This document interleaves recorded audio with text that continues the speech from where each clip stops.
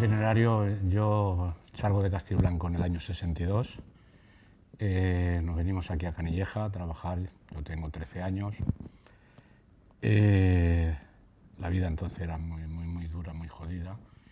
Y 2 años más tarde, 3 años más tarde, en el 65, yo emigro a Francia como con un pasaporte prácticamente falso. Ponía que era estudiante, lo cual era mentira, porque no he ido, pero iba a trabajar. En Francia me descubrieron enseguida, me echaron y me voy a Luxemburgo a trabajar. Y en Luxemburgo a los 3 meses me vuelven a descubrir y me voy a Bélgica. Y en esa época, bueno, pues sigo dando vueltas para acá, para arriba, para abajo y me vengo otra vez a Madrid.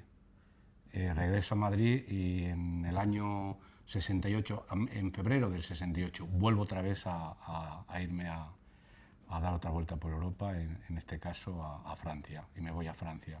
Y ahí tengo un accidente trabajando, tengo un accidente, me llevan a un hospital y me vuelven a echar de Francia. Entonces vengo aquí a Madrid y conozco a la persona que sería mi padre. Mi padre es cinematográfico, pero conozco primero a su mujer en una panadería, en fin, una serie de cosas, y que se llamaba Manuel Vaquero, ya ha muerto el hombre.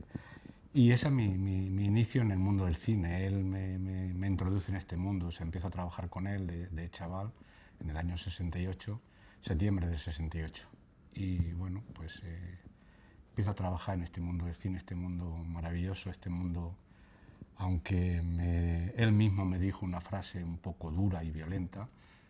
Me dijo: el mundo del cine, Reyes, es como la que se mete a puta, te entra la fiebre en la sangre y es muy difícil luego salir de ello. Y es verdad, el cine tiene esta prostitución, ¿no? que te absorbe todo ello, ¿no? Te absorbe tu vida, ¿no? Bueno, la vocación siempre la tenía porque siempre estuve muy inquieto desde niño en mi pueblo, que entonces sí había cine, ahora ya no hay cine, pero entonces había dos. Y siempre veía la gente que moría en las películas, cómo morían, y en la siguiente película que había, porque entonces se veía mucho western, entonces había mucho western, en la siguiente película estaban otra vez vivos, y esa inquietud la tenía siempre, pero bueno, coincidí con este hombre, pero también todo por puro accidente, ¿eh? Todo no es decir que coincides. Yo creo que la vida la tenemos un poco marcada, ¿no? Y vas encontrándote por el camino a las personas ¿por qué no decirlo? Que a veces tú has soñado encontrarte con ellas y ya está. Y entras en este mundo de cine y lógicamente hay que tener una vocación. Para trabajar en esta profesión hay que tener siempre una vocación. Si no te gusta lo que hace, porque es un mundo de locos. Él me enseñó cosas muy importantes, para mí muy importantes, que no hay ninguna cosa que un hombre no sepa hacer. No hay nada. O sea, siempre que hay algo que te plantea un guión, que tú lees en un guión, el edificio se cae y tal, empiezas a decir: ¿cómo se va a caer un edificio? Tú tienes que empezarle a darle forma. Él era muy atrevido. Yo recuerdo siempre de él, hicimos una película, Figuras en el paisaje, una película de José Lose, una película muy complicada, en Belén, Málaga, y teníamos que hacer un fuego enorme, y yo esa imagen la tengo constantemente. Había un trozo del cañaveral que no quería arder y él empezó a echar allí de todo. O sea, pero en esos momentos que no puedes decir: no, esto no va a funcionar, tiene que funcionar. Y yo aprendí de él muchas cosas, que siempre había que dar un paso más. Es verdad que nuestra profesión es una profesión de mucho riesgo y muchas veces juegas no con la vida de los demás, porque eso es muy fuerte, ¿no? Pero sí hay personas que corren mucho riesgo por lo que tú haces o lo que tú has diseñado, ¿no? Y él era muy atrevido, pero era siempre muy consecuente con todos sus actos. Y eso nos lo transmitió casi a todas las personas que trabajamos con él. Quizás yo fuera el más espabiladillo de la clase, pues seguramente que el más espabiladillo de la clase, pero él era todo no especialmente a mí, sino a todos. Yo creo que, y siempre hablo con él con muchísimo cariño, porque me enseñó mucho, me enseñó a cómo había que tratar a un director, pero no que él me diera lecciones de cómo había que hacerlo, sino estando a su lado lo aprendías. O sea, es ese profesor que, sin decirte: niños, que la A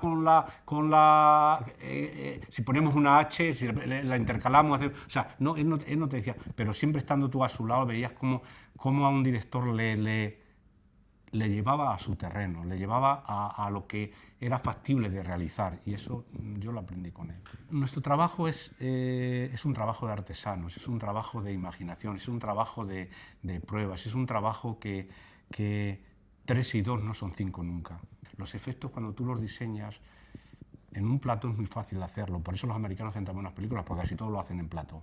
Pero cuando tú haces al aire libre, ya estás en manos de que haga ese día más viento o menos viento. De hecho, es un eslogan nuestro. El trabajo nuestro es hacerlo, aquello que escribe un guionista, como he dicho al principio, hacerlo que, bueno, que el espectador se crea que lo que está ocurriendo es de verdad, hacer que estamos en una habitación y empiece a temblar todo esto y sea como un terremoto. Lógicamente, eso es nuestro trabajo, aquello que es verdaderamente hacer lo imposible, pues hacer lo que sea posible y que sobre todo que tenga credibilidad. Yo soy muy meticuloso en nuestro trabajo, he visto una película, Los Santos Inocentes, por ejemplo, con Mario Camo, una película que cualquiera que lo vea dice, ¿y dónde están los efectos en esta película? Pues tiene muchos, muy bonitos. El efecto en sí, cuando pasa desapercibido, es el importante. El efecto en sí no es, lo he dicho muchas veces en toda mi trayectoria, hacer una explosión de un coche, hacer un coche de 5 vueltas de campana y que todo eso, o sea, es muy espectacular, pero no es lo más difícil. Para nosotros, aunque esté feo decirlo, es lo más fácil de hacer. Los efectos que no se ven, aquello que ocurre, porque ocurre, porque pasa y no... Y dice, ¿dónde están aquí los efectos? Muchas veces dicen, ¿dónde hay efectos? Yo estaba nominado con muchas películas a efectos especiales y cualquier persona que lo vea dice, ¿pero dónde están los efectos? A verlo, haylo. Para mí el efecto que se note menos es el más real. Nuestro cine tiene un problema, o tenemos un problema todos de dinero. ¿Por qué los americanos hacen tan buen cine y hacen esas películas tan importantes? Porque se gastan muchísimo dinero. O sea, yo creo que el coste de una película americana con una película española no tiene nada que ver. O sea, lo que ellos se gastan, llamémosle, en los bocadillos de la película, nosotros hacemos tres. Entonces, ¿qué ocurre? Que en España sí ha habido muchas veces que se dice, esto es imposible hacerlo. Pero es imposible hacerlo porque económicamente es imposible para nosotros. Nosotros no hacemos cine de acción, nosotros no hacemos cine de efectos especiales grandiosos. Las películas no se venden, en España las películas no se venden por los efectos especiales, se venden por otras cosas y se venden porque nosotros somos unas pequeñas partes que aportamos cosas a esas películas, pero nada más. Estamos muchísimo más valorados fuera que aquí. O sea, aquí los efectos especiales no están valorados como deben de estarlo y esto tiene muchos matices. Cuidado con esto porque tiene muchísimos matices. Porque nuestro cine no es un cine de efectos especiales. Cuando yo he sido coordinador de efectos especiales para películas extranjeras aquí o allí, me da igual, porque he estado en Francia, en Argentina, en Los Ángeles, en México, en Nicaragua, he estado por todos los países del mundo con películas americanas. Y como coordinador estás muy valorado y lo que tú dices va a misa. Y, por ejemplo, en Estados Unidos un señor que tuviera 9 Oscars viviría del cuento. A Mario yo le conocí haciendo el Curro Jiménez y es un hombre... Fue la primera vez que eran otros mecanismos, otra historia de cosas, un señor que iba a caballo y le pegaban un tiro y lo hicimos 6 o 7 veces y no funcionaba, el tiro que le pegó en el cuerpo no funcionaba. A mí me supo muy mal, me sabía muy mal, no teníamos la tecnología que hay ahora, hace muchísimos años y bueno, pues... Y cuando cortaron para comer, yo no me fui ni a comer, yo me quedé preparando este efecto, o sea, intentando solucionar los problemas que había, y vino él, Mario Camo. Yo era un chaval, como se suele decir, que venía de Extremadura, que era un tío que no... Y vino a consolarme, a decirme que no me preocupara, que había tiempo, que si no salía hoy, saldría mañana. Y a partir de ahí entramos en mi segundo padre. Él, todas sus películas tenía que estar yo, todas sus películas, pero porque Bueno, a través de Mario en esa época conozco a Pilar Miró, a través de Mario conozco a Manuel Gutiérrez Aragón. O sea, es una pelota, es una bola de nieve que va rodando. Luego trabajas con Berlanga. He trabajado con todos los directores en esos momentos que eran...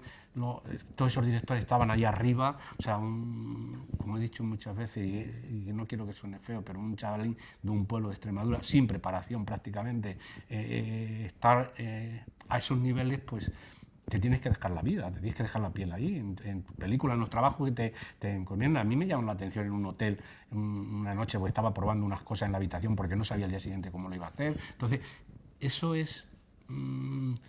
y que Mario te lo agradece, y que Mario es una persona que, bueno, es eso, esa delicadeza que tiene que ha tenido conmigo siempre, ¿no? Muy importante, Emilio era el gran maestro. Emilio, la pena es que se fue y no dejó...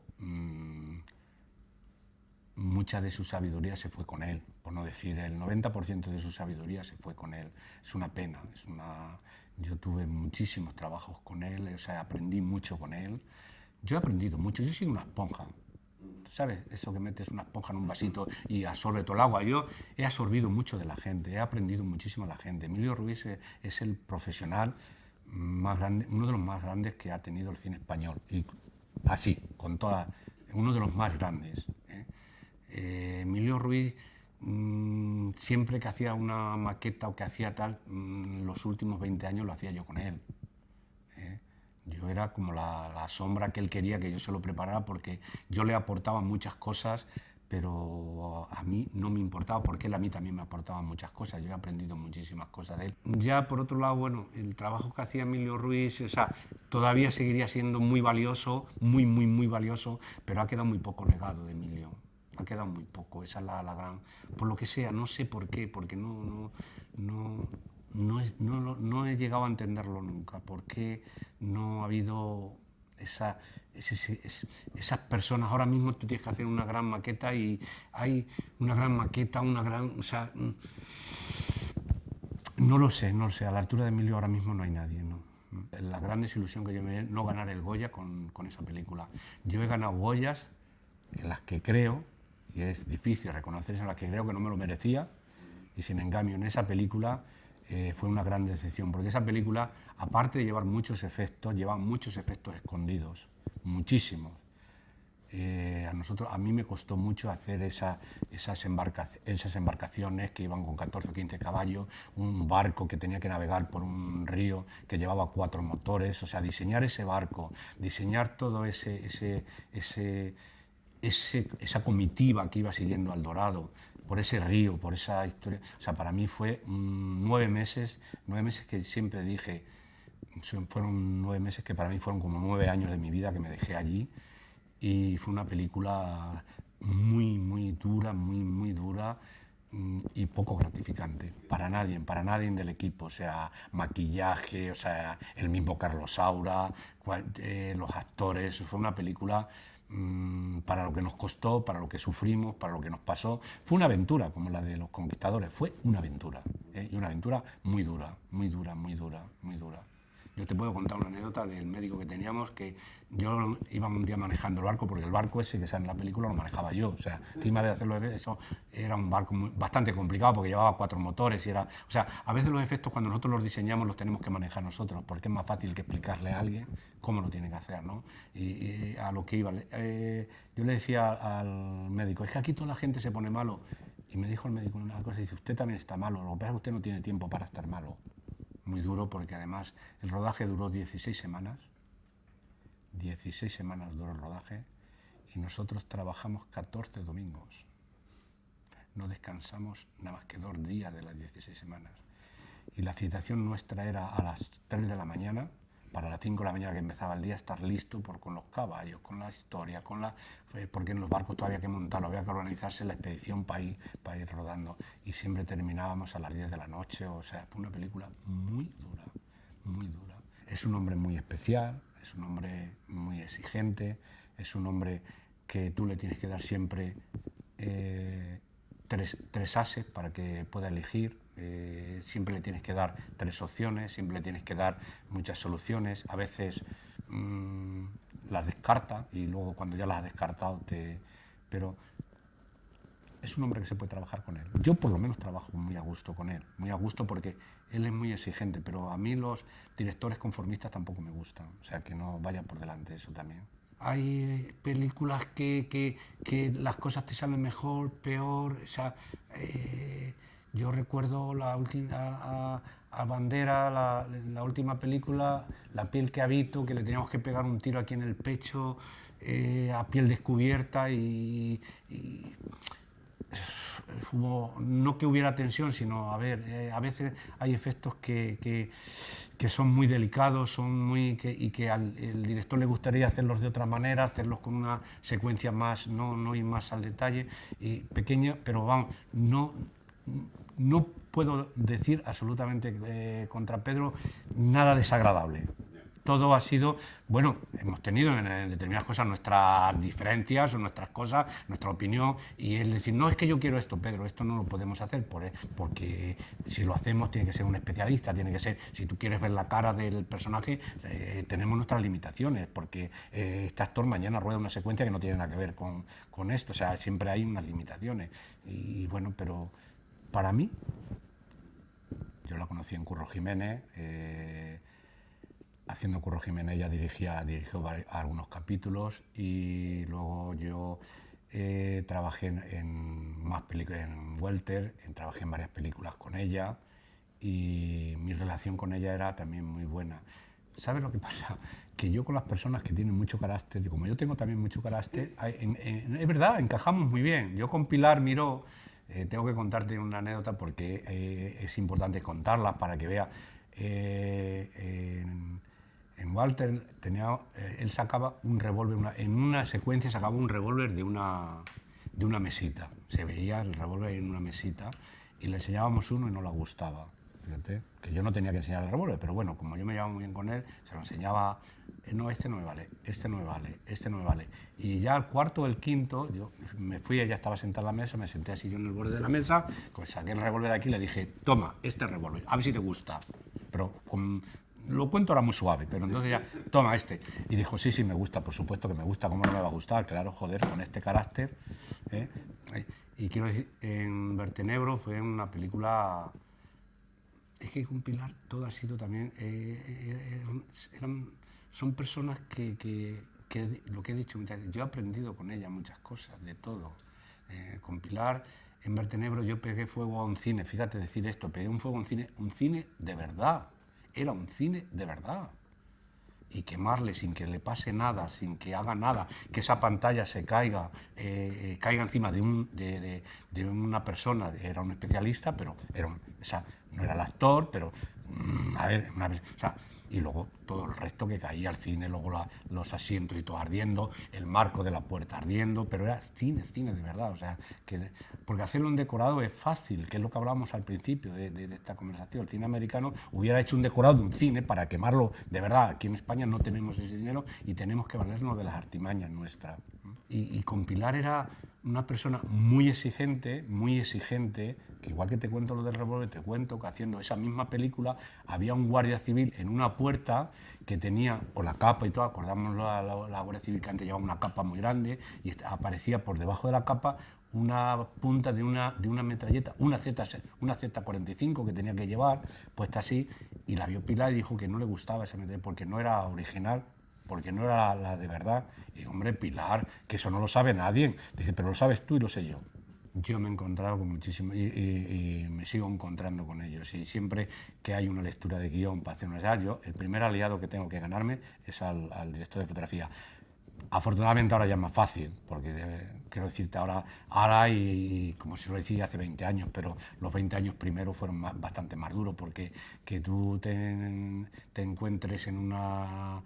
las bicicletas son para el verano, con un director de fotografía que le tienes que decir cómo hay que iluminar una lluvia, no lo hace, vamos a proyección, no vale la lluvia, y ese día yo ya me enfado y le digo, Trujillo, o iluminas bien la lluvia o lo estaremos repitiendo toda la vida. O sea, y ese carácter, que siempre se me ha tachado de carácter fuerte, es por defender mi trabajo y defender que que siempre hemos tenido esto a las espaldas. Es cine español. Cine español hay gente que lo cuida, hay gente que lo mima y hay gente que lo trata bien. Otra gente no lo trata bien. Entonces, cuando tú das con alguien que no sé si es una valoración seria y coherente la que digo yo, cuando no le trata bien, lógicamente tú te tienes que enfadar, porque yo sí le quiero tratar bien al cine. A mí no me vale cualquier cosa.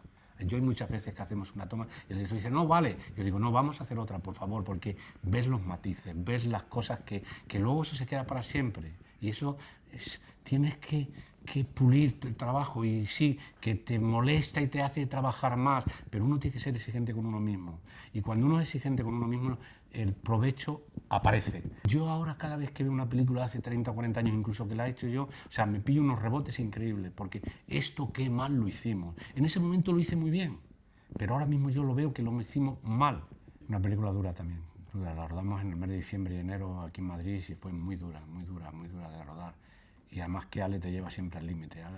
Ale estás arriba en la terraza y estás en el borde de la terraza y no te agarra, casi te echa para abajo y dice, estás siempre al límite, te lleva al límite. Ale es el de los directores que te lleva al límite. Es también va, y cuando estás en el límite le dices que ya no puedo más y dice, vale, pero al límite ya te ha puesto ahí, O sea, te lleva al límite, sí. Es un genio a la hora de reproducir, le gustan mucho los efectos, que eso también es importante. Todas sus películas tienen. De hecho, si no todas las películas, casi todas las que haya dirigido a la iglesia han ganado el premio de los efectos especiales. Si no, o sea, todas o casi todas. Si habrá una quizás que no haya ganado. Las demás todas lo han ganado, sea con uno, sea con otro. Todas las pelis, sea con un tío de efecto o con otro. Casi siempre lo han ganado, porque eso le gustan mucho. Te repito, te lleva al límite, te hace exigirte mucho, te hace hacer unos efectos muy, muy, muy grandiosos y bueno, luego tienes la recompensa que te dan el Goya. Tuvimos muchos efectos, pero a la vez no... Es una película que abre los ojos, no guardo yo buenos recuerdos de la peli, no. Es una peli que no... Tuvimos algunos problemillas, algunos pequeños problemas que luego vas aprendiendo con el tiempo y te vas dando cuenta el porqué y tuvimos algunos problemillas. No. El accidente primero no salió muy bien a la primera, lo hicimos a la segunda y a la segunda ya íbamos un poco limitados. O sea, a la hora de elegir el decorado donde teníamos que hacer el accidente no estuvo bien elegido, pero no estoy echando la culpa a nadie, la estoy echando a mí, O sea, no estoy, para que no haya mala... Pero no estuvimos a la altura que Alejandro Amenábar se merecía, yo creo, ¿no? No sé. Lo que yo quiero decir es que no estuvimos al 100%, igual llegamos al 70, 80%, pero no al 100%. Cuando tú haces un trabajo tienes que llegar al 100%. Como me decía un amigo mío, Víctor Albarrán, o sea, tú es que le buscas siempre la perfección, es que la busco la perfección. Si no la encuentro, no estaré contento, no estaré conforme. Son de las cosas que aprendes con los directores, son de las cosas que te va enseñando, que tú no lo puedes leer en un libro, que tú no lo puedes leer, que tú no puedes hacerte un decorado para pegarle fuego para ver cómo reacciona. Tienes que aprender. ¿Qué ocurre? Que cuando tú haces eso con un director, con una directora, tú te vas quedando con información. Volvemos a la esponja. Tú absorbes toda esa sabiduría que ese fuego te ha enseñado y te vas quedando con él, y te vas quedando con ello, y te vas quedando con ello, y lo vas enriqueciendo, lo vas mejorando. Igual que te he dicho antes que yo El Dorado lo repetiría, eso no lo repetiría. Y fue un trabajo muy bien hecho, muy gratificante, muy reconocido. Bueno, reconocido 10 años después o 20 años después, no en el momento. Fue un trabajo muy calculado, un trabajo de muchos entrenamientos. Nosotros íbamos a Barcelona a entrenar los martes y los viernes. Y todos los martes y todos los viernes, cuando yo venía de Barcelona, en el avión solo se oía una cosa. Mañana digo que no seguimos con esto. Mañana digo que no seguimos con esto. Mañana digo que no seguimos. Porque nosotros ensayábamos, cada día ensayábamos con 25 flechas, 25 veces que lo tiramos. Todos los días nos fallaba una. Todos los días. Y eso, aunque mucha gente nos decía, hay un porcentaje muy grande, yo decía siempre, estamos al 50%. Si esa una es la primera, la hemos cagado. Y fue un trabajo muy, muy delicado, fue un trabajo hoy día muy bonito, o sea, un gran favor histórico que así lo reconoció el señor Maragall. Así tengo una carta que me reconoce que hizo un favor histórico a la historia, porque es verdad, siempre la imagen del arquero tirando la flecha, el arquero de aquí de Madrid, que le llevé yo, porque a veces, antes hemos hablado de decir yo hago efectos especiales y lo transmite, tienes que coger a la persona adecuada, a la persona que yo con Antonio, que fue el que estuve ensayando con otra gente, pero el primero que ensayé, que le dije lo que tenía que hacer y no me preguntó si se iba a quemar, si no se iba a quemar, la flecha dónde iba, dónde no iba. O sea, es de esas personas que te he dicho antes que se entregan en cuerpo y alma, que van contigo hasta la muerte. Tú me dices que haga esto, pues yo lo hago. Es de los efectos en vivo y en directo que a más millones de espectadores se les engañó. Es lo que hemos dicho antes, hacer la mentira, hacer la verdad es muy complicado. Entonces, pensar que esa flecha es la que encendía el pebetero, la gente así se lo tragó y así tengo una carta yo de Maragall que lo reconoce. La sincronización del encendido simplemente fue perfecta, porque tenía que ser así. Pero ¿encendió la flecha o no la encendió? Es que me lo han preguntado tantas veces. ¿Encendió o la encendió? Sí, la encendió, sí. La flecha la encendió. Pero si entramos en análisis, el señor que te dice, no puede ser porque la llama venía de abajo.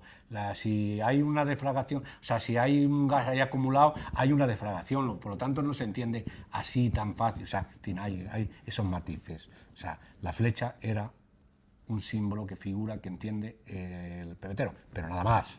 ¿Cómo lo he vivido? Pues yo lo he vivido que los efectos especiales, cuando yo empecé en el año 68, siempre que íbamos a una película nos llamaban los de efectos especiales, que suena de otra manera distinta, los de efectos especiales. A partir de ahí yo empiezo una lucha conmigo mismo, o sea, yo empiezo a una transformación de esta profesión, y lo digo muy orgulloso de haber conseguido que la profesión de efectos especiales en España sea reconocida, sea respetada. Y siempre que hay algún problema en algún departamento, en alguna empresa de efectos especiales y ocurre algún problema, a mí me hace mucho daño.